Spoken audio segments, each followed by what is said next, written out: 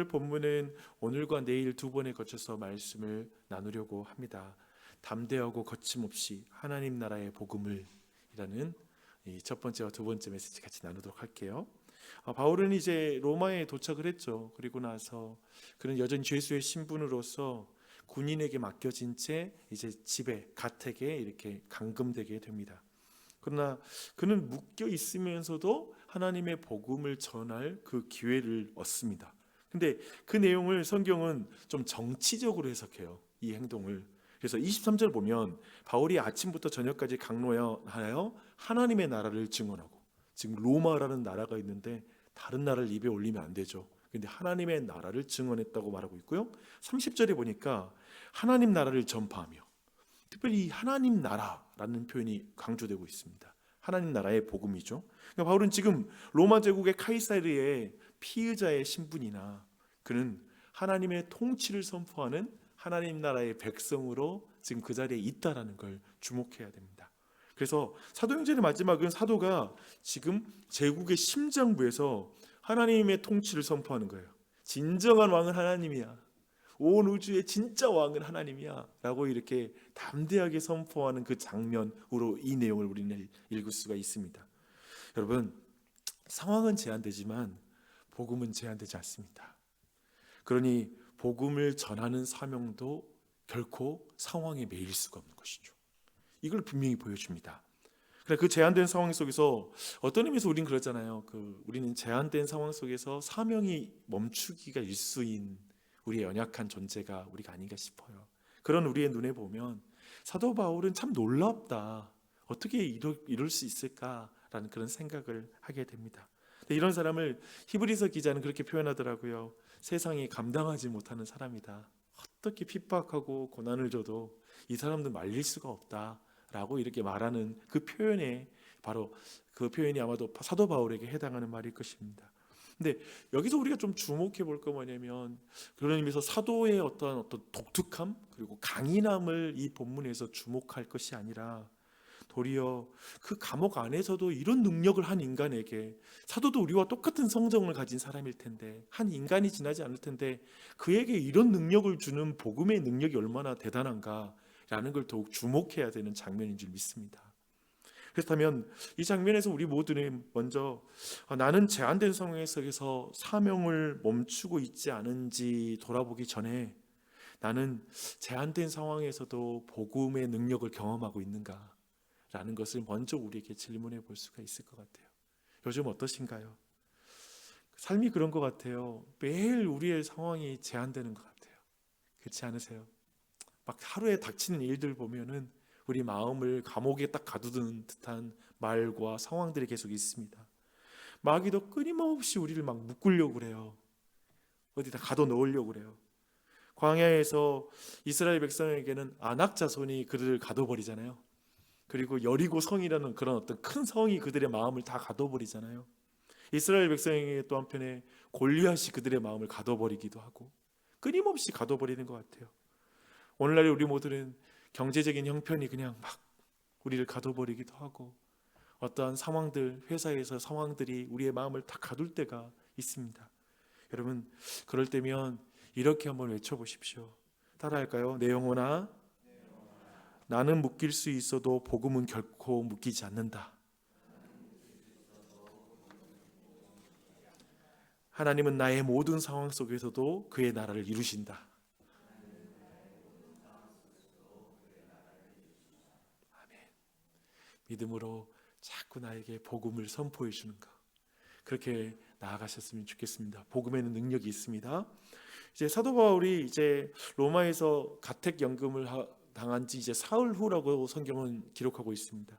유대인 중에 높은 사람들을 이제 청해서 만나는 장면이 이제 말씀에 이어집니다. 우리는 이 부분에서 한번 사도행전 앞에서 계속 들었던 설교 내용과 그런 내용들을 한번 우리 안에 떠올릴 필요가 있습니다. 우리는 복음이 온 유대와 사마리아와 땅끝까지 이르러 이렇게 전해지는 과정을 봤습니다. 그 과정 중에 하나님께서는 베드로를 유대인에게, 그리고 바울을 이방인에게 이제 나아가는 사도로 특별히 세우는 장면도 함께 봤고요. 그런데 오늘 이 본문을 쭉 보고 있으면, 그리고 사도 바울의 사역을 잘 보고 있으면 오늘날의 분업 개념은 아닌 것 같아요. 그러니까 야, 베드로가 이제 유대인이 담당이니까 나는 유대인 안 하고 이방인에 가야 되겠어. 이런 개념은 아닌 것 같아요. 사도 바울은 어디에 가서나 사실상 먼저는 유대인에게요, 그리고 헬라인에게로다 라고 하는 이 근본적인 원리를 지켜가면서 사역하는 것을 보게 됩니다. 그러나 그가 경험했던 건 뭐냐면, 그렇게 함에도 불구하고 사실은 늘 사역의 실패를 경험해요. 늘 유대인에게 갔을 때 많은 거절이 있는데, 오늘 그 결과가 24절에 나오거든요. 그 말을 믿는 사람도 있고 믿지 아니하는 사람도 있어 라고 이렇게 말하고 있습니다. 근데 어떤 의미에서는 사실상 큰 실패인 것 같아요. 이렇게 해도 소용이 없는 상황이라는 게 드는 게 뭐냐면, 이어서 인용하는 게 뭐냐면, 이제 사도 바울이 이사야서 6장을 인용합니다. 6장 26절 보시면 나오는데요. 너희가 듣기는 들어도 도무지 깨닫지 못하며 보기는 보아도 도무지 알지 못하는도다. 그러니까 이 상황인 거예요. 사도는 결국 그가 끊임없이 유대인에게 다가가지만, 그 사랑에서 가까이 다가가지만 계속 거절될 거라는 것을 잘 알고 있는 상태로 이 일을 감당하고 있다라는 걸 보게 됩니다. 그렇다면 더욱 질문이 생기잖아요. 우리는 한 몇 번 정도 갔다가 안 되면 그냥 포기해버리는 게 우리의 마음이기 때문에, 그래서 왜 사도는 이렇게 끝까지 유대인에게 이렇게 다가가서 또 복음을 전할까? 마지막까지 사도행전 끝자락에 가서 사마리아와 땅끝이니까 땅끝의 이야기는 이방인으로 끝나야 되는데, 이상하게 이방인으로 끝나는 느낌이 아니라 또 유대인이 또 나와. 왜 이럴까라는 것이죠. 두 가지를 나누고 싶어요. 첫 번째는 뭐냐면, 하나님이 유대인들을 포기하지 않으세요. 하나님이 그들을 포기하지 않으시는 그 마음이 이 본문 안에 있는 것 같아요. 끝까지 자기 백성을 끝까지 포기하지 않는 하나님인 것, 이런 것을 봅니다. 최근에 제가 목요일마다 대전의 목사님과 성경 공부한다고 했잖아요. 이제 창세기 3장에서 이제 아담이 타락하고 나서 하나님께서 이제 아담을 부르시면서 내가 어디 있느냐라고 하는 그 장면을 공부하는데, 이제 목사님께서 그런 말씀하시는 거예요. 자신이 읽은 책의 내용의 한 책이 참 인상 깊었던 게 뭐냐면, 이때 하나님이 아담아 아담아 아담아라고 이렇게 3번 이렇게 부르는 것으로 이렇게 묘사를 해놨대요.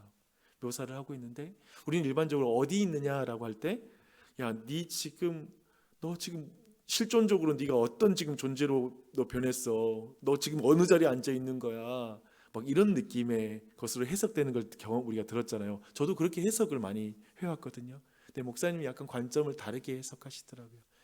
이건 뭐냐면 간절히 아담아하고 사랑으로 부르는 장면.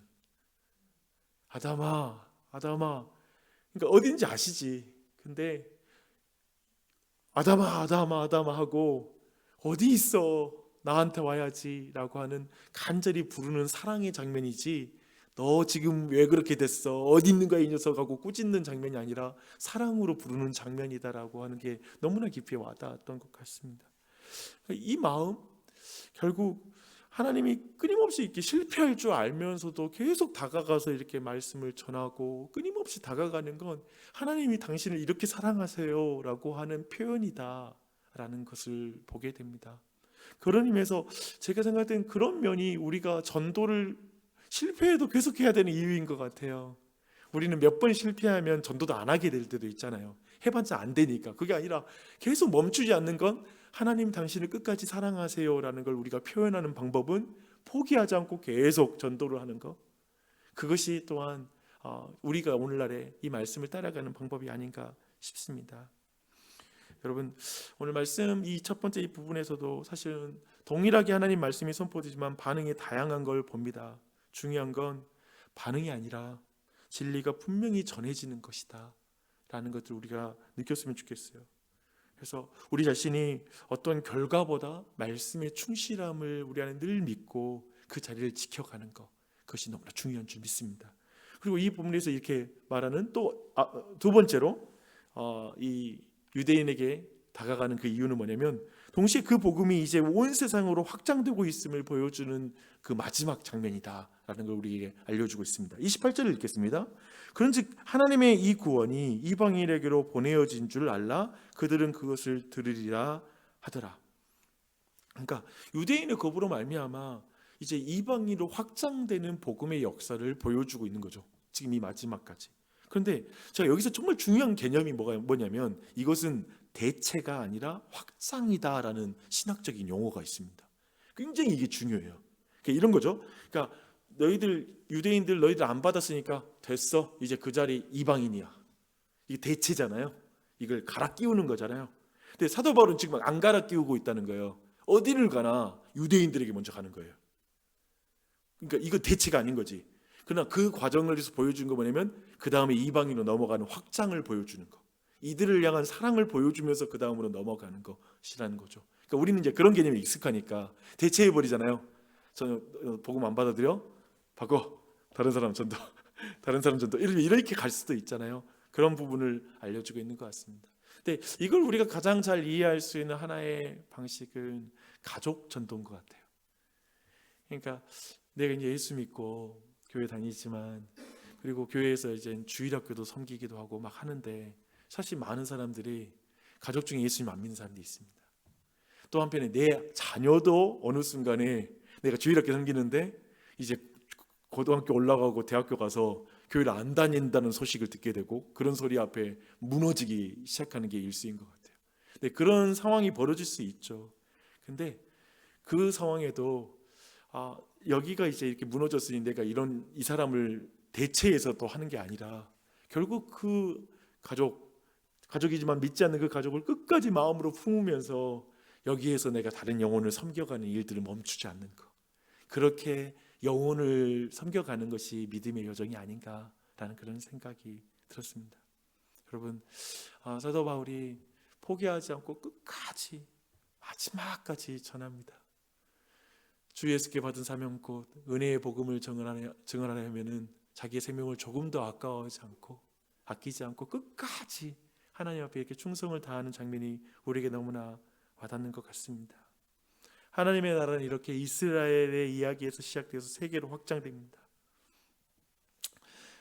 마지막으로 이런 묵상을 좀 개인적인 이 본문과 조금 떨어져서 읽지만 물론 이 본문을 중심으로 묵상이 됐던 게 뭐냐면 저라는 한 그냥 목사에게도 나주혁신 장로교회의 이야기에서 시작되어서 확장되는 이야기를 내가 걸어가는 것이 아닌가라는 그런 생각이 들었어요. 그러니까 바울에게 유대가 전혀 분리된 개념이 아니라 다른 걸로 대체되는 것이 아니라 나주혁신 장로교회가 나를 성장시켰죠. 그러니까 정말 나를 완전히 12년 동안 훈련하고 나를 완전히 구성해 나가고 이 교회가 완전히 나를 빚어가는 하나님의 어떤 그런 그릇이었죠. 저는 여기에서 이 물레라는 이 위에서 토기장님께서 막 나를 빚어가는 그 공간과 그 현장이 저한테는 나주혁신 장로교회였다. 어떤 의미에서는 그런 거 있잖아요. 또 한편에는 첫사랑이라고 말할 수 있을 것 같아요. 첫 담임 목회를 했던 이 곳이 저한테는 첫사랑이죠. 어떤 의미에서 물론 위험한 말이긴 하지만 첫사랑을 잊을 수 없다고 말하기도 하는데 근데 잊을 수 없죠. 당연히. 근데 항상 그것을 생각해야 되는 것 같아요. 내가 처음 시작됐던 것이 기반으로 그 다음에 나아가는 것이다. 그렇죠? 이걸 기반으로 나아가는 것이라서 우리 모두가 그런 관점을 갖는다라면 되게 그것도 모든 것에 감사를 더 담아야 되는 거 아닌가라는 생각이 들었어요. 이 다음의 것들이 지금의 기반이 없으면 출발할 수 없는 것들이잖아요. 그리고 한편 나주혁신 장로교회는 박용주 목사와 아니면 또 이렇게 지체들 안에서 그런 기반이 없었으면 시작하지 않았을 교회일 수 있잖아요. 그렇죠? 애초에 개척을 안 했다면 예를 들면 그 사역하지 않았다면 여기까지 오지 않았을 것도 있잖아요. 그러니까 이 모든 것을 감사로 봐야 된다라는 거죠. 그리고 그 감사의 기반으로 출발하는 거지 이제 이 모든 것을 무너뜨리고 다시 새롭게 출발하는 것은 없는 것 같아요. 그게 또 하나님이 그런 식으로 일하시는 것 같아.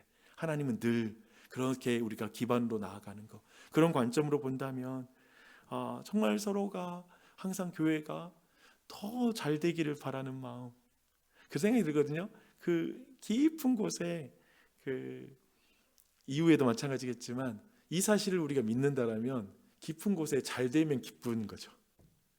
더 막 성장하고 그리고 막 교회가 건강하게 세워지는 소식이 기쁘게 들리는 거지. 근데 그게 바로 또 하나님의 이 역사를 보는 우리의 믿음 안에 보는 시야인 줄 믿습니다. 그렇게 나아갔으면 좋겠어요. 그렇게 나아가는 여러분이 됐으면 좋겠습니다. 오늘 말씀을 또한 붙잡고 우리 또한 또 담대하고 거침없이 하나님 나라의 복음을 힘껏 증언하는 우리 나주혁신 장로교회가 되기를 축원합니다.